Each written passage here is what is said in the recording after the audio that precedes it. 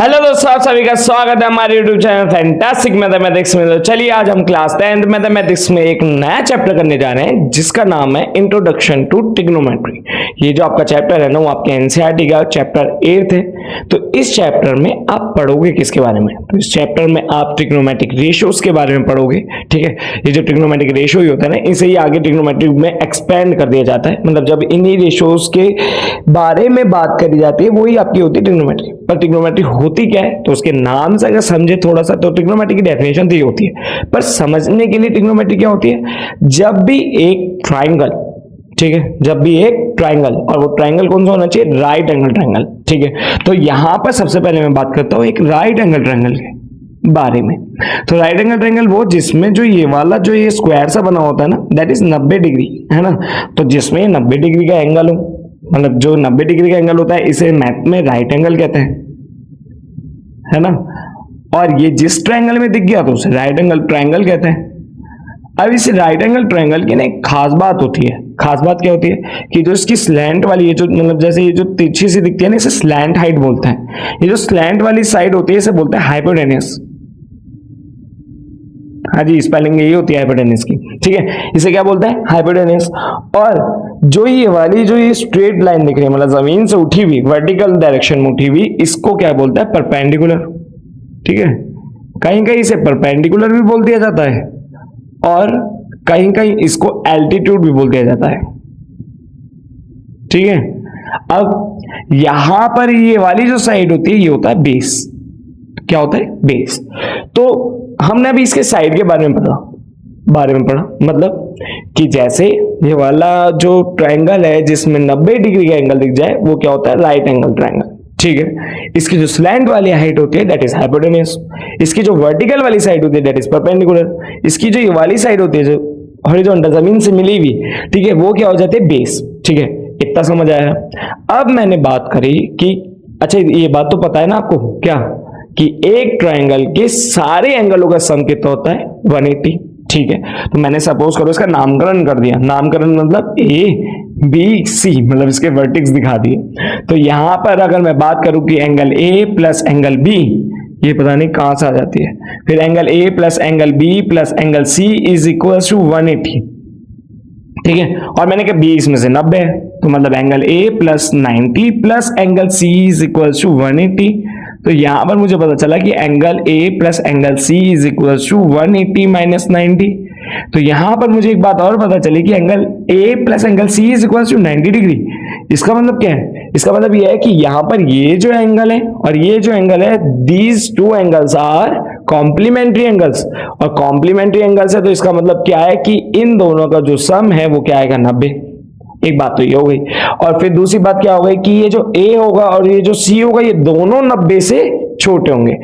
तो यहां पे याद रखना, इस ट्रिग्नोमेट्री में, मतलब क्लास 10th की ट्रिग्नोमेट्री में जब भी आप कोई भी ट्रायंगल देखोगे तो यहां पर तो 90 देखोगे और यहां पे जो दो एंगल देखोगे वो 90 से छोटे देखोगे। ठीक है, 90 से छोटे मतलब 30 डिग्री, 45 डिग्री, 60 डिग्री। ठीक है, 0 डिग्री नहीं हो सकता। ठीक है, अब उसके बाद आगे बात करते हैं। आगे क्या बात करेंगे? आगे बात करेंगे कि सपोज करो मैंने एक ट्रायंगल लिया, ठीक है, राइट एंगल ट्रायंगल ही है, इसकी ये वाली साइड मुझे पता है, सपोज करो 4 और ये वाली साइड है 3, और मुझे परपेंडिकुलर निकालना है। तो परपेंडिकुलर निकालने के लिए मैं एक थ्योरम का यूज करता हूं जिसका नाम क्या है? पाइथागोरस। क्या नाम है उस थ्योरम का? Pythagoras theorem. अच्छा, तो पाइथागोरस थ्योरम में मैं क्या करूंगा? H square is equal to 4 नहीं है, that is H square is equal to P square plus B square. अगर अभी तक आपको ये थ्योरम नहीं पता थी तो इसे याद कर लेना, क्योंकि ट्रिग्नोमेट्री में इसका बहुत ज्यादा यूज है। एच स्क्वायर मतलब हाइपोटेन्यूस का स्क्वायर, पी स्क्वायर मतलब परपेंडिकुलर स्क्वायर, बी स्क्वायर मतलब बेस स्क्वायर। अगर आपने ट्रायंगल का नामकरण नहीं रखा है तो जो साइड आपको दिख रही है कि हाइपोटेन्यूस है दैट इज बेस, और ये क्या हो गई हमारी? परपेंडिकुलर। तो आप डायरेक्ट पुट कर देना, वरना इसका नाम दे दो ए बी सी। ठीक है, तो जब मैंने इसका नाम दे दिया ए बी सी, तो हाइपोटेन्यूस की जगह पर आ जाएगा ए सी स्क्वायर, परपेंडिकुलर की जगह पर आ जाएगा ए बी स्क्वायर, और बेस की जगह पर क्या आ जाएगा? B C square. ठीक है, इतना कर लिया। अब उसके बाद वही चले जाओ, फिर ए सी की स्क्वायर की जगह पर क्या आ जाएगा? 4 का स्क्वायर। ठीक है, और ए बी के स्क्वायर तो ए बी तो निकालना है, और बी सी के स्क्वायर की जगह पे 3 का स्क्वायर। ठीक है। अब 4 का स्क्वायर क्या होता है 16, ठीक है। ए बी स्क्वायर ऐसे रहा और ये हो जाएगा 9, इधर जाएगा तो 16 minus 9 is equal to A B square, ठीक है। यहां पर वैल्यू क्या आ गई ए बी की वैल्यू आ गई √7, मतलब 16 में से 9 का 7 बचा और जो इसका स्क्वायर है ना वो उधर जाकर रूट पे चला गया, तो ए बी की लेंथ कितनी आ गई √7, ठीक है। इतना समझ आया, ठीक है। बात तो सही करी कि मतलब अगर 2 साइड पता हो तो तीसरी साइड ना पता हो तो हम पाइथागोरस थ्योरम लगा सकते हैं। पर फिर ये जो ट्रिग्नोमेट्री हम पढ़ रहे हैं वो क्यों पढ़ रहे हैं? क्योंकि साइड तो हमने पाइथागोरस थ्योरम से निकाल लिया, 2 पता हो। ट्रिग्नोमेट्री हम इसलिए पढ़ रहे हैं कि अगर सपोज करो आपको सिर्फ एक साइड पता हो, क्या पता हो? एक साइड, और जो मैंने ये एंगल ए और सी बताया ना इसमें से कोई एक एंगल पता हो। मतलब कहना क्या चाह रहा हूं, कहना मैं ये चाह रहा हूं कि जैसे एक ट्रायंगल बनाया, ठीक है, इसमें मुझे एक एंगल पता हो जिसको थीटा बोल दिया और एक साइड बताओ जिसको मैंने परपेंडिकुलर बोल दिया, मतलब ऐसे इसके सामने। तो पहले तो हमें ये देखना पड़ेगा जब थीटा इंट्रोड्यूस हो गया तो जब हमारा परपेंडिकुलर, पहले 4 बाद में लेंगे, कि जब हमारा परपेंडिकुलर बेस क्या होता है, तो याद रखना कि इस थीटा के बारे में अगर मैं बात कर रहा हूं तो इसके जस्ट सामने वाली साइड, इसके जस्ट सामने वाली साइड वो इस थीटा के लिए क्या होती है, परपेंडिकुलर होती है।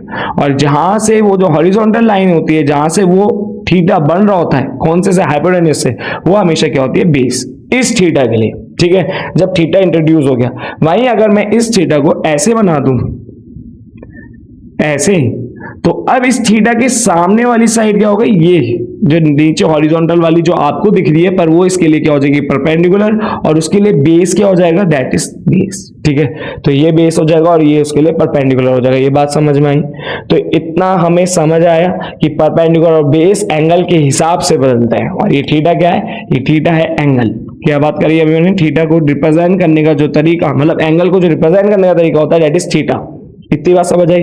अच्छा, परपेंडिकुलर बेस समझ आया कि थीटा के अकॉर्डिंग कैसे लेना है, ठीक है।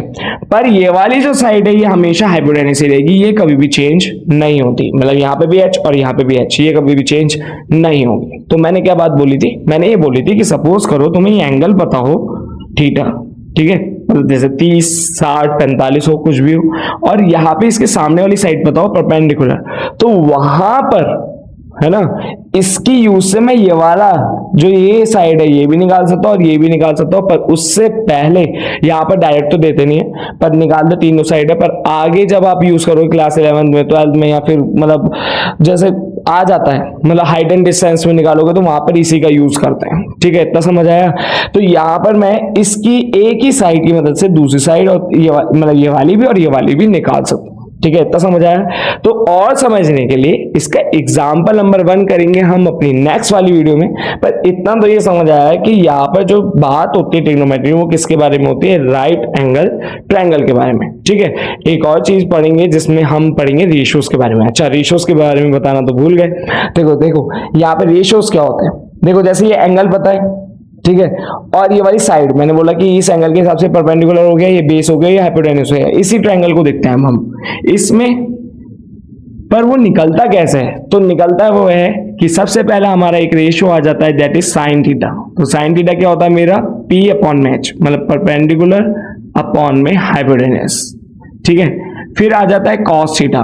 तो कॉस थीटा क्या होता है मेरा, कॉस थीटा होता है मेरा बेस अपॉन में हाइपोटेन्यूज। और फिर आ जाता है मेरा टेन थीटा। तो टेन थीटा क्या होता है, परपेंडिकुलर अपॉन बेस। क्या होता है, परपेंडिकुलर अपॉन बेस, मतलब कि जब आप इस एंगल में, इस एंगल के हिसाब से परपेंडिकुलर वाली साइड को हाइपोटेन्यूज से डिवाइड करोगे तो वो एक एग्जैक्ट वैल्यू जो देगा, वो जो वैल्यू है वो हमेशा साइन थीटा के बराबर होगी। और साइन थीटा क्या है, साइन थीटा मतलब एक एंगल है, उसमें जब साइन लगाओगे तो उसमें एक टेबल होती है, ठीक है। आगे चल के एक टेबल भी आप पढ़ोगे तो वहां पर वो वैल्यू उसके बराबर होगी, मतलब उस एंगल पे साइन क्या वैल्यू देता है, साइन का रेशियो क्या वैल्यू देता है, तो हम ये निकाल सकते हैं। ऐसी कॉज है, मतलब कॉस थीटा, इस एंगल में जब मैं कॉस एक मशीन समझो जो एक वैल्यू देगा, जब मैं क्या करूंगा, बेस को हाइपोटेन्यूज से डिवाइड करूंगा। फिर वैसे ही टेन है, तो टेन में क्या आएगी, टेन की वैल्यू कब आएगी, टेन की वैल्यू आएगी जब मैं इसकी परपेंडिकुलर वाली साइड को इसकी बेस वाली साइड से डिवाइड करूंगा। तो आप ये सोचोगे कि यहाँ पे टेन की वैल्यू निकालनी है परपेंडिकुलर की या बेस की। तो सपोज करो कि यहाँ पर एंगल मुझे दे रखा हो 30, ठीक है। तो जैसे मुझे यहाँ 30 दे रखा और मैं 10 के बारे में बात करता हूं, यहाँ पर मुझे 30 दे रखा है, ठीक है, परपेंडिकुलर मुझे 4 दे दिया, बेस मुझे निकालना है, ठीक है। अब tan 30 की वैल्यू मुझे टेबल में दे रखी होगी, मुझे पता होगी, तो वो मैं यहां रखूंगा, बस उसको सॉल्व करके बेस की वैल्यू निकाल लूंगा। इतना समझ आया?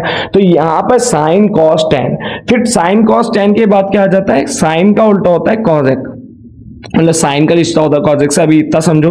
फिर sec का रिश्ता होता है cos से, फिर cot का रिश्ता होता है tan से। इनके रेशो कैसे आते हैं? इनके रेशो आते हैं कि जब मैं इनका उल्टा कर दूं, मतलब h अपॉन b, फिर sec का उल्टा कर दूं तो h अपॉन b, फिर cot tan का उल्टा कर दूं तो b अपॉन में p, ठीक है। तो यहां पर cosec, sec और cot की वैल्यू कैसे आएगी, जब मैं इनके क्या कर दूंगा, उल्टे कर दूंगा, ठीक है। अब इसको याद करने का तरीका कैसे है? इसको याद करने का तरीका है पंडित बद्री प्रसाद हर हर बोले सोना चांदी तोले, ठीक है। तो जब भी आपको इनके रेशियो निकालने तो साइन में देखोगे तो ऊपर से नीचे देखना है, कॉस में देखोगे नीचे से ऊपर, फिर यहाँ पर नीचे से ऊपर कह रहा है, ऊपर से नीचे, फिर tan में भी ऊपर से नीचे। पर जब आपको कॉसेक निकालना हो, ठीक है, sec निकालना हो और cot निकालना हो, तो जब आप नीचे से ऊपर देखोगे, या फिर इन्हीं के रेशियो याद कर लो, उनका उल्टा कर देना। बात समझ आई? तो यहाँ पर इंट्रोडक्शन में सिर्फ हम इतना बात करेंगे, इसकी जो नेक्स्ट वाली वीडियोस में हम एग्जांपल करते हुए बात करेंगे धीरे धीरे, जो फॉर्मूले आएंगे, जो नई नई चीज आएंगी, वो मैं इनके क्वेश्चन कराते हुए करा दूंगा, ठीक है। इंट्रोडक्शन में तो बस इतना ही था। तो होप आपको हमारी वीडियो समझ आई होगी। अगर आपको हमारी वीडियो समझ आए तो प्लीज हमारी वीडियो को लाइक करें, हमारे चैनल को सब्सक्राइब करें, अपने दोस्तों को जरूर शेयर करें, और अगर आपको कोई डाउट हो तो प्लीज कमेंट करके बताएं। Thanks for watching.